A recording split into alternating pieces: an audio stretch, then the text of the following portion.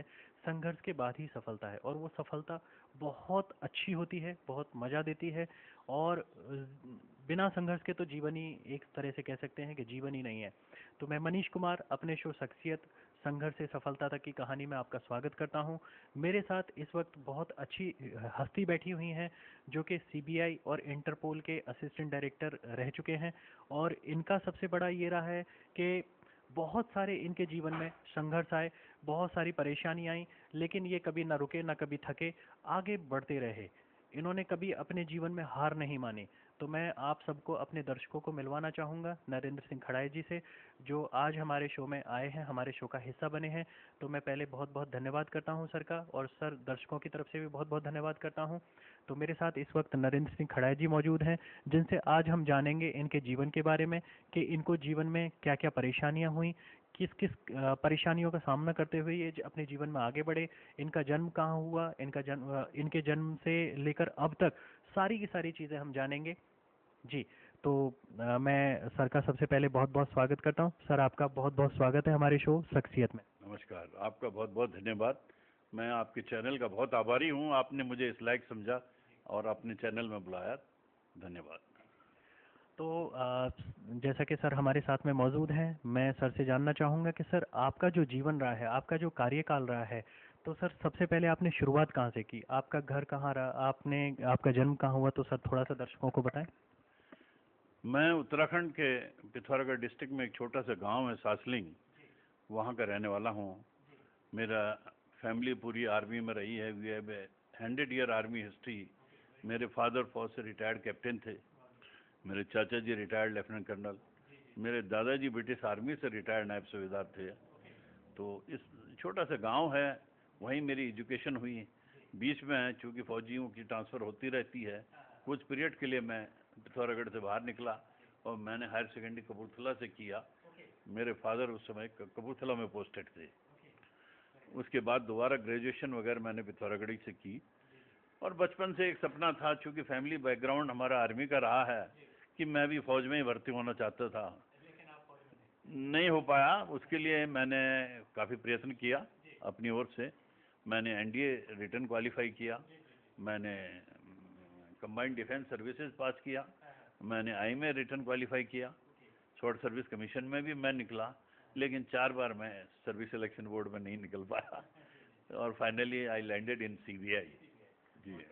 तो जैसा कि आप देख रहे हैं कि सर ने काफ़ी मेहनत की, इन्होंने सिविल सर्विसेज की भी तैयारी की, लेकिन नहीं हो पाए किसी भी कारणवश। लेकिन अभी भी सीबीआई में जो कार्यकाल आपका चला, और सीबीआई भी ऐसा कुछ नहीं है, आप जानते हैं कि काफ़ी अच्छी और चैलेंजिंग जॉब है। तो सर थोड़ा सा मुझे बताएंगे कि आप कैसे कैसे कहाँ कहाँ पोस्टेड हुए, कितने चैलेंज आए आपके जीवन में। मैं सीबीआई में 1977 में मैंने ज्वाइन किया। उससे पहले मैं ग्रेजुएशन करके दिल्ली में आया तो मैं 2 साल बेरोजगार था। सिर्फ डिफेंस के अलावा हमने कोई और जॉब की सोचे भी नहीं थी। कंबाइंड डिफेंस रिटर्न वगैरह मैंने क्वालिफाई किए, एसएसबी में रह गया जैसे कि मैंने बताया। फाइनली सीबीआई के एग्ज़ाम में मैं अपियर हुआ। तो 77 में नेशनल पुलिस एकेडमी हैदराबाद में मेरी ट्रेनिंग हुई। ट्रेनिंग के बाद फिर मेरी पोस्टिंग दिल्ली हो गई। मैं अपने 37 साल के कार्यकाल में डिफरेंट जगह में सीबीआई के अलग अलग ब्रांचेज में पोस्टेड रहा।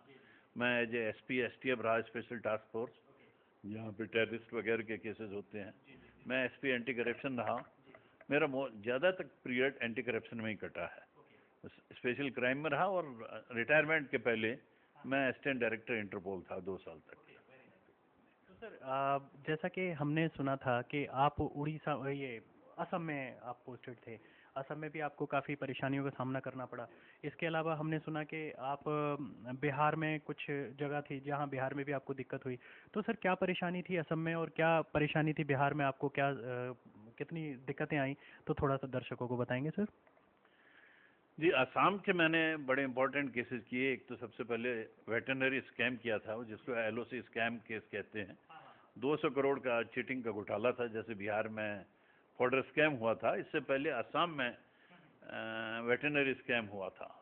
तो उसमें उस समय के मुख्यमंत्री हितेश्वर सेकिया वगैरह, चीफ मिनिस्टर भी इन्वॉल्व थे। वो केस मैंने शुरू में किया था।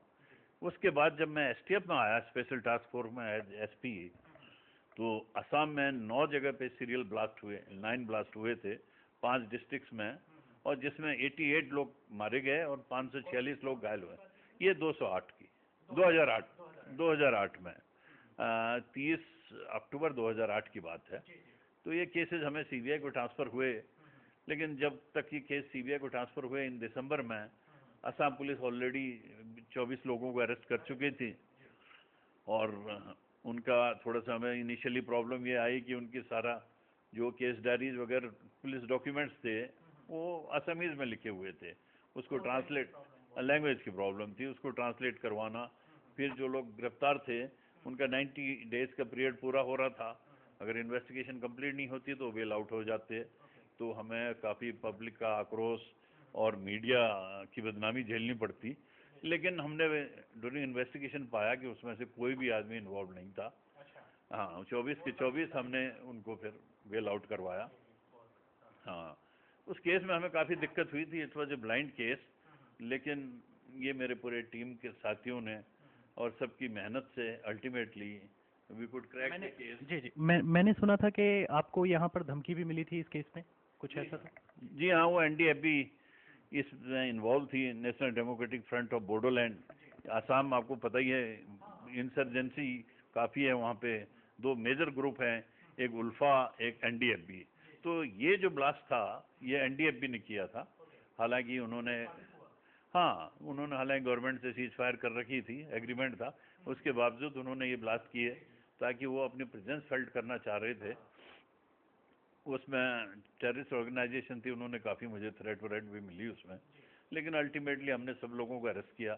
इवन द प्रेसिडेंट जो इस ऑर्गेनाइजेशन का था, रंजन दईमारी, उसको भी हमने अरेस्ट किया, वो बांग्लादेश से अरेस्ट होकर हमें हैंड ओवर हुआ। हाँ जी हाँ, तो काफ़ी कामयाबी हमें मिली, अभी ट्रायल चल रहा है उस केस का।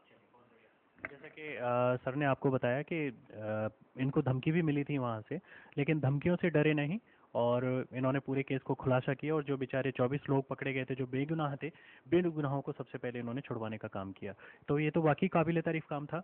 तो इसके अलावा सर जो बिहार का एक और मैटर था, जो सरकार करके वहाँ पे एक बेचारे एमएलए, काफ़ी अच्छे एमएलए रहे हैं, उनका भी मर्डर केस आप ही ने सॉल्व किया था। जी जी जी, उसके बारे में बताएं, क्योंकि उसमें भी आपको धमकी काफ़ी मिली थी, हमने न्यूज़पेपर वगैरह में पढ़ा था आपके बारे में। जी जी। इन 1998 अजीत सरकार एमएलए थे पूर्णिया के, सीपीआईएम के, बड़े पॉपुलर थे अपने एरिया में। ये 18 साल से एमपी एमएलए थे, जनता में काफ़ी पकड़ थी इनकी और गरीबों के मसीहा माने जाते थे। मैंने इसमें ये भी सुना था सर कि जो एमएलए बनते थे वो मतलब लोगों के खुद के, मतलब लोगों से पैसा लेते थे। पैसा लेने का मतलब है कि उनके पास चुनाव लड़ने तक के पैसे नहीं थे, क्योंकि आज के ज़माने में नेता आप देखेंगे, नेता के पास 1-1 2-2 करोड़ रुपए तो वो इलेक्शन में लगा देते हैं, लेकिन अजीत सरकार एक ऐसे एमएलए थे जो लोगों से चंदा लेते थे टिकट भरने के लिए, यानी कि टिकट भरने तक के उनके पास पैसे नहीं होते थे। ऐसे एमएलए का कत्ल हुआ था, इतने ईमानदार एमएलए का कत्ल हुआ था जिसका केस सर ने सॉल्व किया। जी, उसके बारे में बताएं। तो उसमें भी बिहार पुलिस ने कुछ लोगों को अरेस्ट कर रखा था, कुछ एक के खिलाफ वारंट भी निकाल रखे थे और प्रॉपर्टी अटैचमेंट भी कर दी थी। जब हमें केस मिला इन्होंने ऑलरेडी चार्जशीट फाइल कर दी थी, लेकिन ड्यूरिंग इन्वेस्टिगेशन हमने पाया कि उनमें से कोई भी इन्वॉल्व नहीं था। तो न्यू सेट ऑफ एक्यूज हमने ट्रेस किए जिन्होंने मर्डर करवाया था। ये एक पॉलिटिकल राइवलरी की वजह से हुआ। इसमें बेसिकली जो मेन आदमी इन्वॉल्व था वो अभी प्रेजेंटली मेंबर ऑफ पार्लियामेंट हैं, राजेश रंजन पप्पू यादव।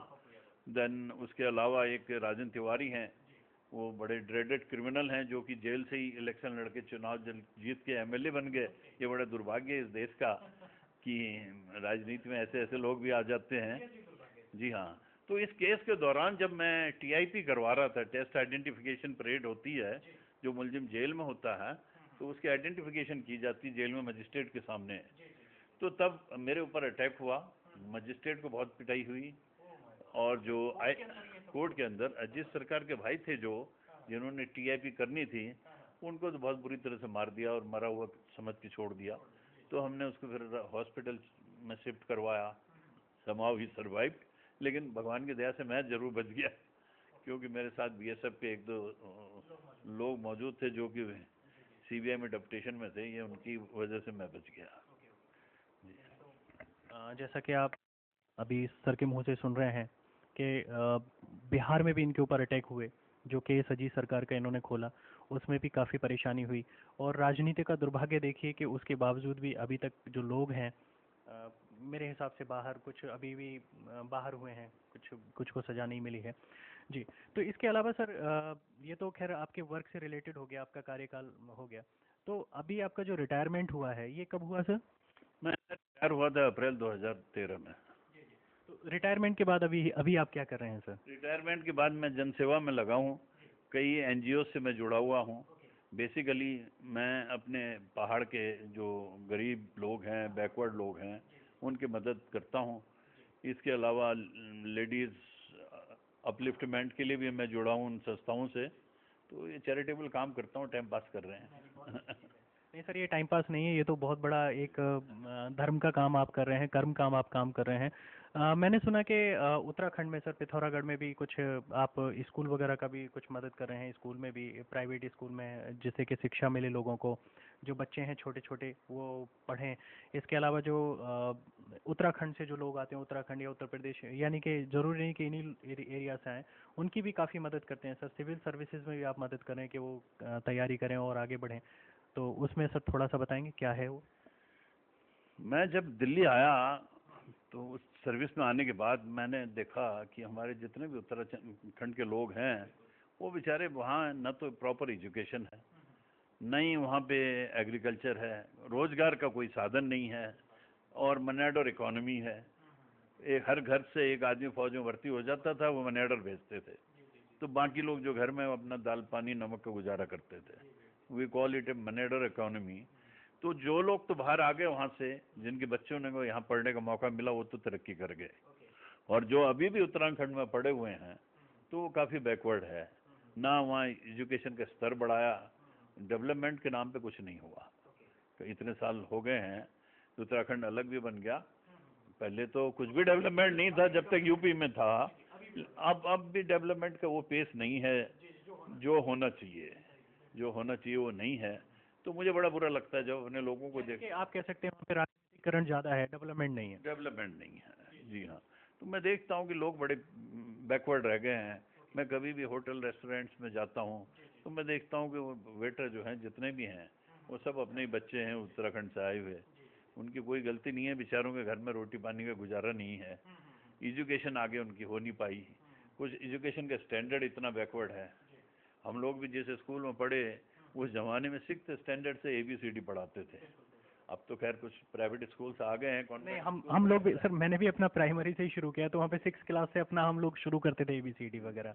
जी थी वाकई, वो तो मतलब हम लोग का आज के टाइम पे तो हम देखते हैं कि प्राइमरी स्कूल में भी मतलब काफ़ी अच्छी एजुकेशन हो जाती है। जी जी। तो उत्तराखंड दूसरा क्या है कि हमारे इंफ्रास्ट्रक्चर की तो देश में पूरी कमी है, और पहाड़ों में तो और भी कमी है कि रोडें ठीक नहीं है, आने जाने की व्यवस्था नहीं है, पहाड़ का जो जीवन एक तरह से चैलेंज। कष्टदायी जीवन है। और स्पेशली मुझे बड़ा दुख होता है वो जब मैं वहाँ जाता हूँ, देखता हूँ। मैं तो क्योंकि वहीं बड़ा हुआ, उन दिनों तो इतना ध्यान नहीं देते थे हम लोग। अब मैं जब जाता हूँ यहाँ गांव में, तो मैं देखता हूँ कि बेसिकली औरतों की जीवन बड़ा कष्टदायी है। सारी मेहनत औरतें कर रही हैं, खेतों में वो काम करती हैं, जंगलों से घास काटने हो जाती हैं, लकड़ियाँ वो ला रही हैं। तो औरतों के लिए तो बहुत ही कष्टदायी जीवन है। तो मतलब एक इतना कष्टदायी जीवन है और उसमें आप लोगों की मदद कर रहे हैं, तो काबिल तारीफ़ है सर कि आप लोगों की मदद करते हैं, लोगों को शिक्षा प्राप्त करने के लिए अग्रसर करते हैं कि वो शिक्षा प्राप्त करें और अच्छी शिक्षा प्राप्त करके वो दूसरी जगह जाएं, अच्छे जॉब में जाएं। सर इसके अलावा मैं जो पूछना चाहूँगा, आपकी फैमिली है, फैमिली में आप कौन कौन हैं, कैसे कैसे आप मतलब सर्वाइव करें? जी। अनफॉर्चुनेटली मेरे रिटायरमेंट के बाद मेरी वाइफ की डेथ हो गई। हाँ, बल्कि उसका 3rd एनिवर्सरी कल को ही है, 17 अक्टूबर को।